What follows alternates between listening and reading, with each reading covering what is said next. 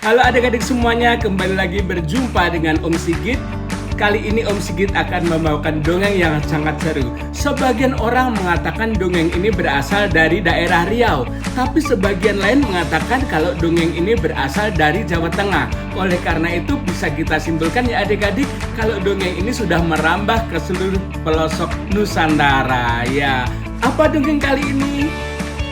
Kita simak bersama-sama dongeng tentang bawang merah, bawang putih. Ayo kita simak bersama-sama. Pada zaman dahulu kala, di sebuah desa yang sangat subur, tinggallah seorang pedagang kaya bersama putrinya yang bernama Bawang Putih. Istri pedagang kaya itu sudah lama meninggal dunia. Pedagang ini sangat menyayangi Bawang Putih karena dia seorang gadis penurut dan baik hatinya. Suatu hari, di saat pedagang ini pulang dari berdagang, dia membawa seorang ibu dengan anak gadisnya. Si saudagar ini ingin menikahi ibu itu. Maka Bawang Putih pun memiliki ibu dan kakak tiri yang bernama Bawang Merah. Saat ayahnya pergi berdagang, ibu tiri dan kakak tirinya menyuruh-nyuruh Bawang Putih seperti pembantu. Bawang Putih melakukan semua pekerjaan dan perintah ibu tiri serta kakaknya Bawang Merah, seperti memasak, membersihkan rumah, mencuci baju, mencuci piring, bahkan mengumpulkan kayu bakar. Jika pekerjaan Bawang Putih tidak beres, ibu tirinya akan memberikan hukuman kepadanya, yaitu tidak boleh makan. Setiap pagi selalu saja ada teriakan dari Bawang Merah dan ibu tirinya untuk Bawang Putih. Belum selesai melakukan satu pekerjaan lainnya sudah menyusul dan harus segera dikerjakannya. Tidak jarang ibu tiri dan Bawang Merah menyuruh dua pekerjaan yang berbeda dalam waktu yang bersamaan, membuat Bawang Putih menjadi bingung. Karena selalu melakukan pekerjaan yang berat dan sering mendapatkan hukuman, badan Bawang Putih pun semakin lama semakin kurus. Suatu ketika, sang pedagang pulang dalam kondisi sakit. Sakitnya sangat parah, membuat Bawang Putih sedih hatinya. Dia tidak pernah meninggalkan ayahnya sendirian. Tapi takdir berkata lain, ayah Bawang Putih pun meninggal dunia. Bawang Putih menangis jadi-jadinya di depan jenazah ayahnya.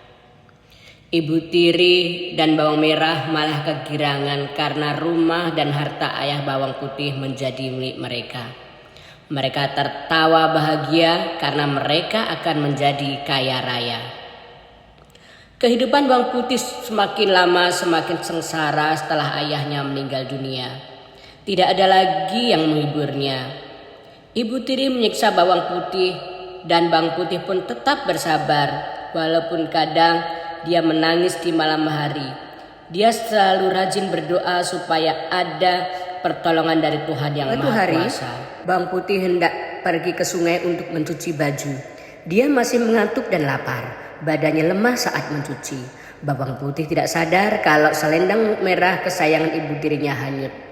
Ketika Bawang Putih masuk ke keranjang, dia terkejut karena selendang kesayangan ibu tirinya sudah tidak ada. Akhirnya Bawang Putih pun pergi menyusuri sungai untuk mencari selendang ibu tirinya. Di tengah jalan dia bertemu seorang petani yang sedang memandikan sapinya. Dia bertanya pada petani itu apakah melihat selendang merah yang hanyut. Petani itu menjawab, dia mengatakan kalau selendang itu tadi diambil seorang nenek yang tinggal di lereng gunung. Akhirnya Bawang Putih pergi ke rumah nenek di lereng gunung. Setelah mengucapkan salam, dia mendapati seorang nenek yang menemuinya di depan pintu. Nenek itu mengatakan kalau dia memang yang mengambil selendang itu. Tetapi nenek itu berkata, kalau Bawang Putih tidak mendapatkan selendang merah itu kembali, dia harus membantu sang nenek membersihkan rumahnya, juga memasak untuknya.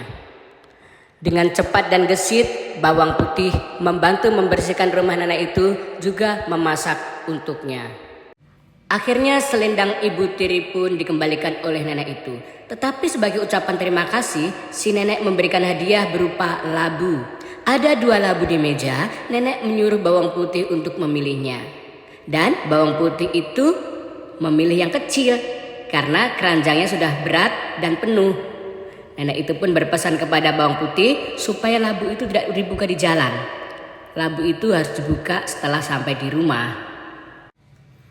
Begitu sampai di pintu rumah, ibu tirinya dan bawang merah sudah marah-marah karena bawang putih mencuci baju terlalu lama.